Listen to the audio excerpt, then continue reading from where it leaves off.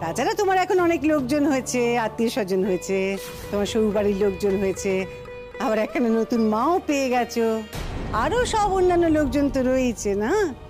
এখন আর মাকে এর মধ্যে টেনো নেই। তোমার মা এখন ওই ভালো ভালো যেতে পারলেই হয়।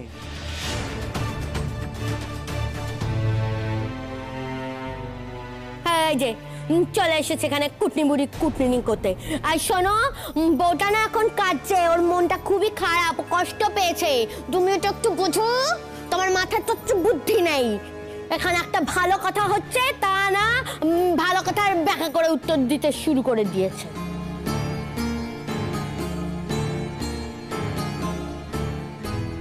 মা, মা তোমার কি হয়েছে মা?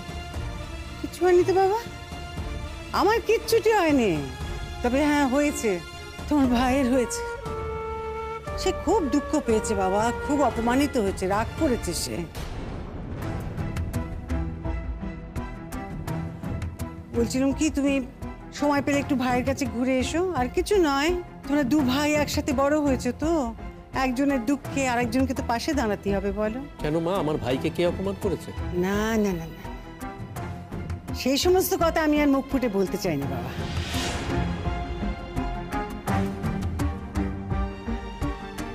না না, আমাকে বলতে হবে কে অপমান করেছে আমার ভাইকে। আমাকে কেন জিজ্ঞেস করছো বারবার? জিজ্ঞেস করো না, জিজ্ঞেস করো তোমার শ্বশুর বাড়ির লোকজনদের জিজ্ঞেস করো।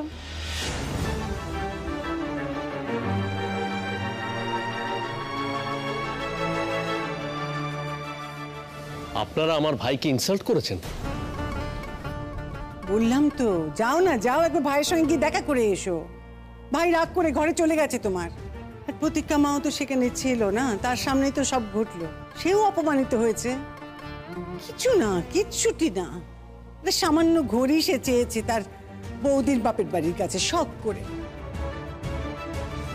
তার জন্য তাকে সে কি অপমান কি অপমান, কি হেনস্থাই না হতে হলো বাবা। আমি হেনস্থা করেছি? আমি শুধু বলেছি। সেই কথাই তো, তুমি যে কানে কথা বলেছো সেই কথাই আমি তো নিজে কানে শুনলুম গো মা।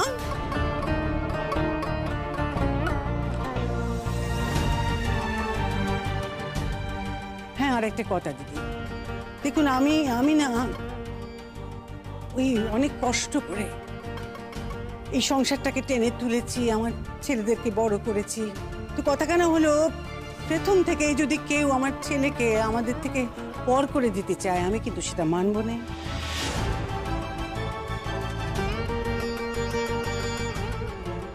তাছাড়া আপনার মেয়েটাকে দিদি আপনি ঠিক মতো মানুষ করতে পারেননি। এত মুখে মুখে কথা বলে, এত মুখে মুখে কথা আমার সঙ্গে জীবনে কেউ বলেনি।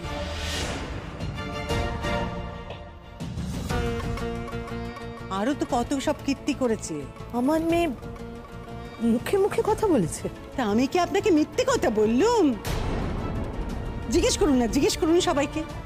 এমন কীর্তি করেছে, আসার সময় বিয়ে হয়ে এসে পা দিতে না দিতেই বাড়িতে পাড়ার ছেলে ছোকরাদের সব চকোলেট বিলি করতে করতে এসেছে।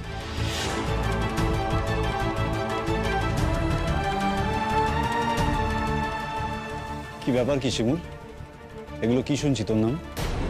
পাড়ার ছেলে ছোকরাদের নয়, পাড়ার বাচ্চাদের।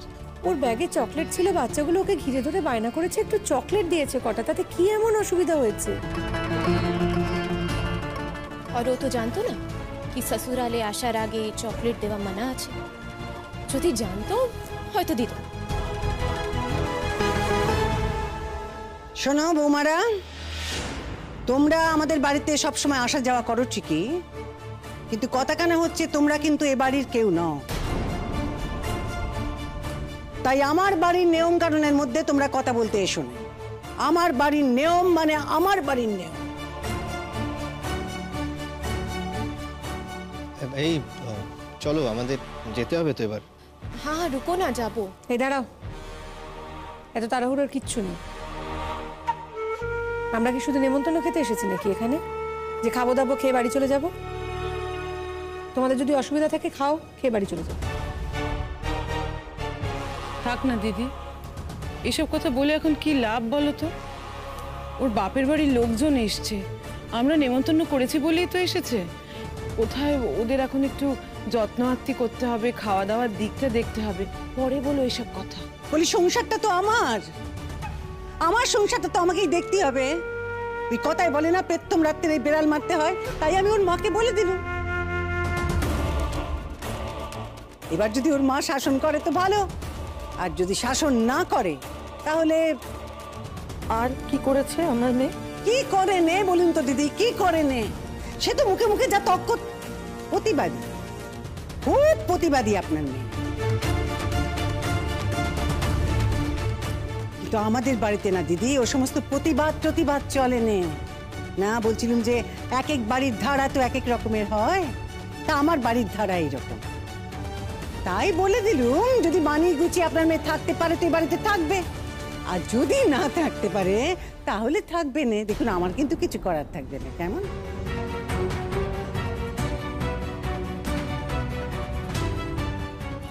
এই থাকবে না কিলো? বাড়ির বউ হয়ে এসেছে, ও বাড়িতে থাকবে না কোথায় থাকবে দেখি আমিও দেখবো তুই ওকে কি করে ওর বাপের বাড়িতে পাঠাস। এরকম কথা কেন বলছেন দিদি? আমরা কষ্ট করে মেয়ের বিয়ে দিয়েছি কি মেয়ে বাপের বাড়ি চলে যাবে বলে? আপনি আমার কাছে অভিযোগ জানিয়েছেন, আমি আমার মেয়েকে শাসন করব। শিমুল, আমি তোমাকে বলেছি তুমি এখানে এসে যা করবে তার দায় কিন্তু আমাদের উপরে পড়বে। সবাই বলবে যে আমরা তোমাকে ভালোভাবে মানুষ করিনি। পই পই করে তোকে বলে দিয়েছিলাম, আর প্রথমবার আমরা এলাম এখানে, আমাদের মুখ ছোট করলি।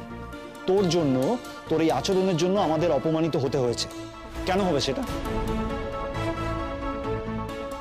পিপিকে বকবে না, পিপি খুব ভালো। পিপি কখনো এরকম কিছু করেনি।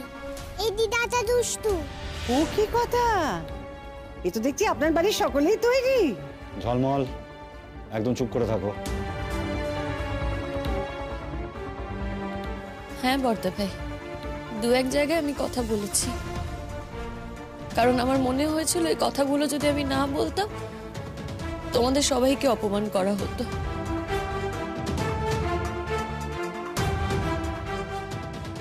কিন্তু এই কথাগুলো বললে, প্রতিবাদ করলে তো আমাকে বাপের বাড়ি পাঠিয়ে দেওয়া হবে, আর তোমরাও তো কেউ চাও না যে আমি বাপের বাড়ি ফিরে যাই। তাই আমি বলবো না। দেখো, আমি আর কোনোদিনও কোনো প্রতিবাদ করব না, আমি চুপ করে থাকবো।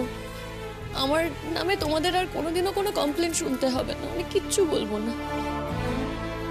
একটু বুঝে শুনে চলবি তো শিব, নতুন এসেছিস, আরে একদিনের মধ্যে এত প্রতিবাদ করার দরকারটা কি পড়লো সেটা ঠিক বুঝতে পারছি না। আমি তো বললাম রে ছোটদা, আমি আর কোনোদিনও কিছু বলবো না, আমি তো বললাম।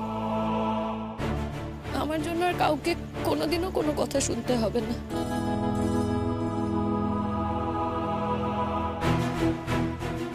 যাকে বাপু, এই সমস্ত নাটক নভেলের দৃশ্য টিশ্য আমার দেখার কোনো দরকার নেই। তো একটা কথা বলি, আপনাদের ওই আদর্শ আগ সবকিছু হয়ে টয়ে গেলে ওই খাবার ব্যবস্থা করা আছে। হ্যাঁ, আপনারা সবাই দয়া করে একটু খেয়ে নেবেন, কেমন? আর ও দিদি, আপনি কি খাবেন গো? আমি কিছু খাবো না দিদি। মাসে কি কথা! কেন, মেয়ের নামে দুটো কথা বলেছি বলে রাগ হলো বুঝি? না না, জানেনি তো নিয়মে বাঁধে। দই মিষ্টিতে কোনো বাধা নেই দিদি, দই মিষ্টি খেয়ে নেবে। ঠিক আছে, সে যাবার সময় না হয় একটু কিছু মিষ্টি মুখে দিয়ে যাব। বলছি, তোরা সবাই খাওয়া দাওয়া করে নে। হ্যাঁ, আমাদেরও তো ফিরতে হবে। শিমুল,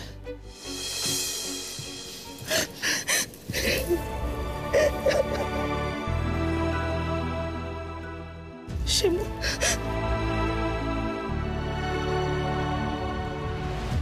ও কি কথা!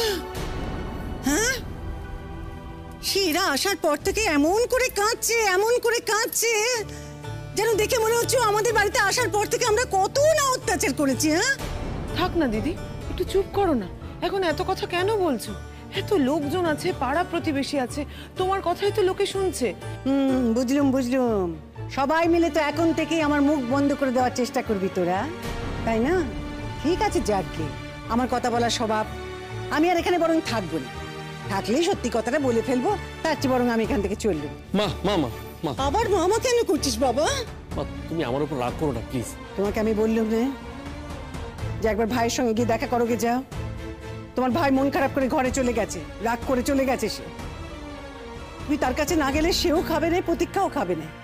আমার চোখের সামনে তারা তারা অপমানিত হয়েছে পরাগ, সামান্য একটা ঘড়ি নিয়ে। ছি ছি ছি ছি ছি।